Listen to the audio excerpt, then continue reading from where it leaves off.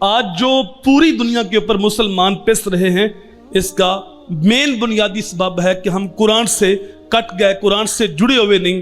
جو رشتہ مضبوط تر ہونا تھا قرآن سے، آج وہ رشتہ کمزور ہو گیا۔ علامہ اقبال نے جب شکوہ کیا تھا تو بظاہر تو بڑی سخت زبان نظر آئی کہ اللہ کے ساتھ شکوہ، تیرے کعبے کو جبینوں سے بسایا ہم نے، تیرے قرآن کو سینوں سے لگایا ہم نے، صفحہ دہر سے باطل کو مٹایا ہم نے، پھر بھی ہم سے گلا کہ ہم وفادار نہیں۔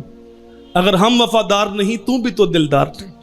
اللہ سے شکوہ کر دیا، لیکن جب جواب شکوہ لکھا، ادھر سے جو جواب آیا تو سب کی آنکھیں کھل گئیں۔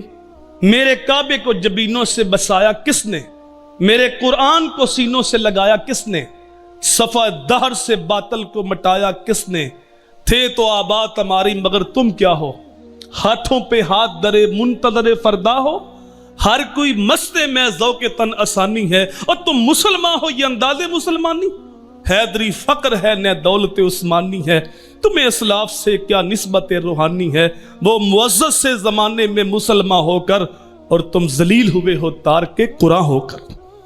قرآن کے پیغام کو چھوڑا، قرآن کا رشتہ کمزور کیا، تو پھر پوری دنیا پہ ذلت تمہارا مقدر بن گئی۔ ہر طرف مسلمانوں کے لاشیں بکھرے ہوئے، یہ کیوں ہم نے دن دیکھے، وہ معزز سے زمانے میں مسلمان ہو کر، اور تم ذلیل ہوئے ہو تار کے قرآن ہو کر۔